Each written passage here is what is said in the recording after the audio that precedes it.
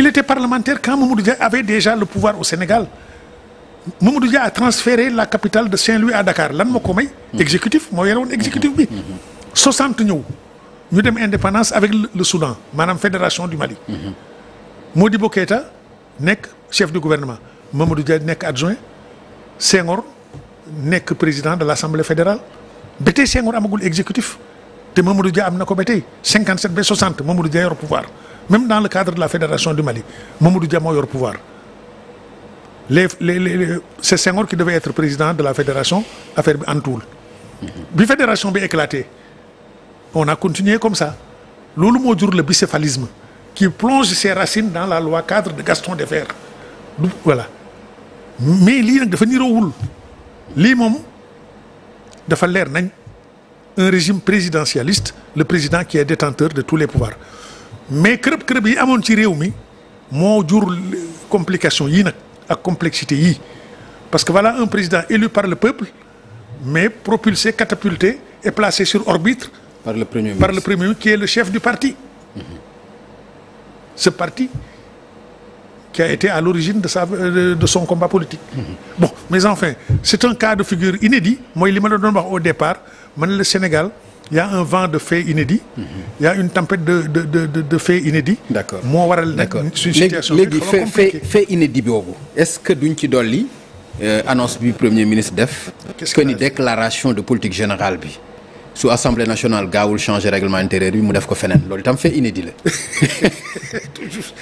Vous ne savez pas combien vous avez raison c'est un fait inédit mais nag man entre nous xam nga les politiciens parfois ils blaguent bon je ne sais même pas si le verbe blaguer existe maintenant ils font des blagues quoi alors ils font de la plaisanterie mais sur un air sérieux nga yaakaar ne ils sont sérieux moi Pape je vais vous dire la vérité ou en tout cas ce que je considère comme la vérité je ne suis pas conseiller de Sonko mais ce que je peux dire ce que je crois ce que je peux parier c'est que Sonko fera sa déclaration de politique générale à l'Assemblée nationale. Attendez quand et comment je ne peux pas me prononcer mais du ko defee feneen parce que il a dit si cette assemblée elle est illégale cette assemblée elle est illégitime alors si elle continue à tergiverser man je ferai ça ailleurs mooy fan mooy Sandaga mooy Diaobé mooy le marché de Toubatoul xam nga loolu du ko def loolu itam ci fuural bi la ce que j'appelle la surenchère du ko def man wóor na ma ne du dem Diaobé du dem Toubatoul di ko fa defi c'est impensable sans oublier aussi le symbole fort que représente mais Sonko jàng na l'hémicycle là place bi fii Assemblée nationale bi c'était le grand conseil de l'AOF de l'Afrique occidentale française toutes les assemblées territoriales des colonies avaient leur instance fédérale ici à Dakar mooy le grand conseil Souri Migan Apiti Hubert Maga Sékou Touré Amani Diori kii encore Maurice Yamayogo kii encore Djibo Bakary ñoom ñëpp fii lañ nekkoon Dakar donc les murs de l'Assemblée nationale de l'hémicycle là ce sont des murs remplis d'histoire dafa nga ne symbole bu mel noonu pour la petite histoire aussi ma yokk ci Diallo Telli premier secrétaire général de l'OUA il a été le secrétaire général du Grand Conseil Assemblée nationale bi dafa nga ne avec un symbole historique aussi fort Sonko dana ko fi bàyyi di dem marché Diaobé di fa déclarer non yooyu wax yi politique la mais man je suis sûr que une solution sera trouvée xaw ma naka la kañ la mais du ko defee feneen il est trop responsable pour dem Diaobé di ko fa defi. D'accord mais est-ce que dina yomb parce que tey jii bu fekkente ne bu ñu sukkandikoo ci deadline bi fii ak le 15 la wax d'ailleurs ci la ko wax tey ñi ngi presque le 10 daanaka li ci des ci ay fan bariwul Assemblée nationale ci timing bi ñu am xëy na loolu du fi xaj mais est-ce que jàpp nga ni loolu itam du indi beneen jafe-jafe. parce que dégg naa kenn koo xam ni ci ñoom la bokk nekk député à l'Assemblée nationale Abbas Fall la tudd. tey ci presse bi li mu wax mooy ñi nga xam ni ñooy waa Benno Bokk Yaakaar ci Assemblée nationale bu ñu yéexee Ousmane Sonko dina def déclaration de politique générale am fa mu ko waxee woon. fan mooy fan ailleurs.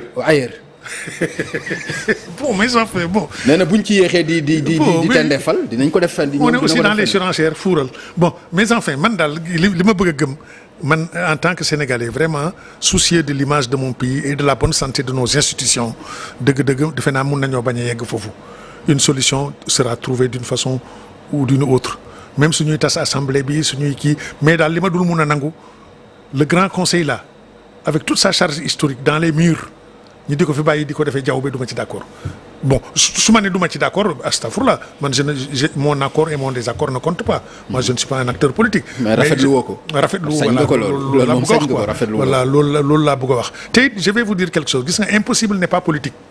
Politiciens yi quel que soit les tiraillements quelle que soit l'intensité de la tension ils peuvent toujours trouver une passerelle il y aura une solution réew mi dafa am ñu fi ne ñoom grand serigne de Dakar ñu ngi fii Abdoulaye Makhtar Diop administrateur civil d'élite homme très responsable très sage danañ am solution mais duñ ko defee jawbe te man vraiment j'exhorte le premier ministre pour bu mu ko defee jawbe bu mu ko defee tuubaatul waaw parce que le grand conseil là c'est un symbole fort et à l'honneur du Sénégal parce que ne laa la ngand yooyu fii lañ nekkoon. mais xam nga li nga wax mooy vent wu fay. waaw li nga wax les faits inédits comme ni nga koy waxee. muy loo xam ni maanaam. lu ñuy gulet loo xam ni gulet la loolu wax nga ko te jox nga ci exemple yu bëri. mais donc boo nee par exemple xalaatuloo ni peut-être. premier non c'est un pari damay parier mais nag ma wóoruma je peux perdre le pari mais je ne souhaite pas le perdre.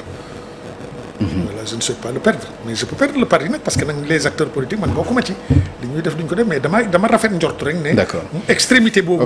mun nañ cee bañ a yegg. d'accord mais doyen dinañ dellu tuuti ginnaaw nga baal ma ko. Ah bon? parce que aussi nga baal ma s'il vous plaît parce que élection yi ñu génn jàngat bi dafa ay élection yoo xam ni am nga ci Idrissa Seck am nga ci Khalifa Ababacar Sall am nga ci ñu bëri mais nga gis seen ay résultats nekk ay résultats yoo xam ni kenn mënu ko comprendre loolu bi nga ko gisee. nga gis kii 54% presque nga gis Amadou moo ci ëppale ak presque 36% daanaka ñeneen ñi boo dajalee yëpp matul 10%. loolu ban jàngat nga ci am ci xeetu élection bu mel noonu. loolu aussi mun nañ ko yokk ci la liste des faits inédits. tout à fait neexee mun nañ ko yokk parce que gis nga en fait ce qui s'est passé c'est que la tension était vive les nerfs étaient sur le point de craquer parce que. dañuy dem ba nawet bi dañ koy def léegi duñ ko def léegi le conseil constitutionnel est corrompu l'Assemblée nationale n'est pas dans la légalité nangam ci affaire yi finalement Sénégal yi dañ demoon bene cette histoire là on va en finir de façon expéditive nañ ci pare ci nii mbaaca naa la preuve c'est que soo gisee deuxième tour amul man njort naa ne sax suñ voté woon au mois de février dans des conditions plus douces plus normales moins tumultueuses moins tendues bon mun na am ñu dem deuxième tour. mais Sénégalais yi compte tenu des incertitudes périlleuses qui planaient sur le pays te ils ne comprenaient pas trop bien la démarche de Macky Sall qui était un peu ambiguë pour ne pas dire floue à leurs yeux dañ ne lii nañ gaaw pare ci au lieu de disperser les votes nañ ko concentrer sur quelqu'un mbir mi jeex waa ji abal ñu. La preuve c'est que yow tu as parlé de Idrissa Seck man mun naa ci yokk Moustarchidine les Moustarchidine loo mun wax itam am nañ tuuti mbooloo parce que quand même c'est un parti et en même temps une confrérie avec une discipline confrérique mais gis nga ñoom itam leur score est faible parce que les Sénégalais yi ñoo ne lii nañ ci gaaw pare ils ont fait le vote utile pour mu gaaw jeex ndax dañ ne soo fi yàggatee yeneen jafe-jafe mun nay juddootu ci réew mi il faut saluer aussi le savoir-faire la carrure l'impassibilité professionnelle parce qu'il n'a jamais été perturbé de Matar Cissé le ministre de l'Intérieur. Il a administré la preuve que c'est un grand commis de l'État. Bon certes il a été associé DGE, la direction des élections. Waaw, elle a des responsabilités plus ou moins politiques. Parce qu'un ministre directeur de cabinet, un ministre tout court, qu'on le veuille ou non, ce sont des fonctions plus ou moins politiques. Mais on voit que chez lui, le grand comité de l'État l'emporte sur l'homme politique. Et il a fait un travail remarquable. Et en un temps record, il est arrivé et il a trouvé ses marques au ministère de l'Intérieur. Ce qui veut dire que les administrateurs civils, les gens qui sortent de l'ENAM, ils sont dotés d'une compétence transversale. Soo leen yóbbu ambassade ñu dem, même s'ils ne sont pas conseillers des affaires étrangères, soo leen yóbbu médiature ñu dem, soo leen yóbbu ministère de l'Intérieur ñu dem, etc. En tout cas, il a administré la preuve que c'est un grand commis de l'État, qui a le culte de l'État. Et il a été imperturbable. Et en un temps record, il a bouclé sa mission. Voilà, sans vague. D'accord léegi nga gis ni depuis boobu ñi nga xam ne ñoo bokkoon ci élection yi daanaka ñu ci bari kenn déggu leen je pense que remarque boobu def nga ko. C'est-à-dire muy Khalifa Sall boobaak léegi kenn xamul ci lu mu nekk Idrissa Seck naka noonu ñi nga ciy déggandi ak us néew daanaka bariwul da nga jàppaloo ni xëy na défaite bi la ba tey wala lan moo xew wala grâce bi lañ leen di jagleel wala ban taxawaay nga leen gisal ñoom opposition boobu. bon on peut en dire ceci ou cela mais man li ma gëm ak li ma foog ak li ma lecture bi ma gën a fësal moo di ils ont pris acte du choix populaire xam nga c'est des ñi ngi ma wax ñëpp c'est des responsables ah. Ce sont des hommes politiques très responsables parce que ñi ngi ma wax yëpp ay mag lañ te Idrissa Seck kilifa la Khalifa Sall kilifa la. Alors ñoom ils ont pris acte du choix populaire te itam. lii yëpp li ko fi indi mooy Macky Sall ci benn côté xam nga wax naa ko fii ma ne la réduire l'opposition à sa plus simple expression moo jur lii une opposition très responsable très correcte. La nature a horreur du vide. soo ko amee. maanaam opposition bu mel nii. waaw Khalifa Sall Idrissa Seck. waaw ñeneen dañuy génn par force yi. wax naa la ne Abdou Mbaye fii laa la waxoon ne ñi nga xam ne seen papa moo tabax réew ñoom doon toj réew. Voilà Abdou Mbaye Mamadou Lamine Diallo. dont le papa était secrétaire d'État. Mais Macky Sall jamono jooju aussi dafa mel ni daal yàlla xam doy na. Voilà. yàlla indil ko Ousmane Sonko mu réglé il était atteint de cécité politique. moom cécité politique maanaam dafa gumba woon. parce que réduire l'opposition à sa plus simple expression dans une démocratie c'est l'idée la moins bonne pour ne pas employer un adjectif plus sévère. C'est l'idée la moins bonne la moins productive léegi nag ñooñu soo leen fi écarté parce que da nga yaakaaroon ne soo leen écarté da nga féex. alors léegi nag ñoom Guy Marius Sagna ñoom Barthélémy Diaz ñoom Ousmane Sonko plus jeune plus vigoureux plus déterminé porteur du gatsa ne ko dëgg ñu rey mbaa ñu rey la. ce que des choses yoo xam ne Idrissa Seck mënu koy def Mamadou Lamine Diallo mënu koy def parce que ñooñu ay mag lañ ay responsable lañ. léegi nag moo jur lii mais enfin c'est une étape de notre histoire politique qu'il fallait franchir parce que l'histoire elle est ce qu'elle est kenn mënu koy maîtriser à 100%. L'histoire c'est un tumulte parfois. jërëjëf doyen kontaan naa trop. Merci beaucoup ma remercier la encore une fois. ci yëkkati bi nga xam ne dañ la koy yëkkati parfois nag du yomb parce que parfois nga ni ma daal vraiment. dama bëgg a bàyyi xale yi ñu doxal waaye mais xam nga ni loolu mënul nekk. les Aliou Faye. oui ils sont excellents ils sont brillants. mais parfois aussi dafay baax wax naa la ko léegi mag aussi dafa baax ci réew. mag mën naa bàyyi cim réew. li nga xam ne dégg nañ ko tey ci Babacar Justin Ndiaye te c'est pas la première fois à chaque fois bu ñu la recevoir man wóor na ma ni moment bi may bëgg a arrêter émission bi ñuy seetaan xalaatuñoo doyal bu ñu sañoon dañ koy continuer mais wax dëgg yàlla boo defee presque 1h30 minutes ci émission dafay daal di dafay daal di jaadu waaw man aussi vraiment ma di la wax ni daal am nañu mbégte lool ci yow. di la gërëm bu baax a baax ma bàyyi la bu fekkee am nga looy.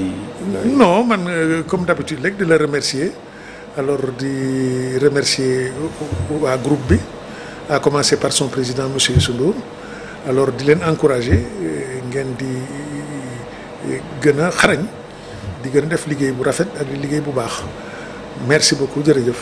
merci beaucoup kon mbokk yi mu nekkoon édition spéciale bu leen télévision Futurs Médias doon jagleel tey nag suñu dellu si ñu àndoon ko ak le doyen Babacar Justin Ndiaye di leen jox rendez-vous nag ci yeneen émission Faram Facce ñu fas yéene ko yaatal ak les acteurs politiques ñu jàpp ni itam dina gën a am solo ñu leen di gërëm bu baax ci ànd bi ngeen doon ànd ak ñun tey di gërëm Pierre Da Silva ci régie bi ak ñi nga xam ne ñoom la ci àndal ñoom Jamil ak ñoom Baye Mor ak ñëpp ñi nga xam ne ñoo nekk ci régie bi di gërëm itam suma frère Chérif Dia ci taxawaay bi nga xam ne yàgg na ko am ci émission yi nga xam ne mooy am yëpp ci télévision Futurs Médias rawatina Faram Facce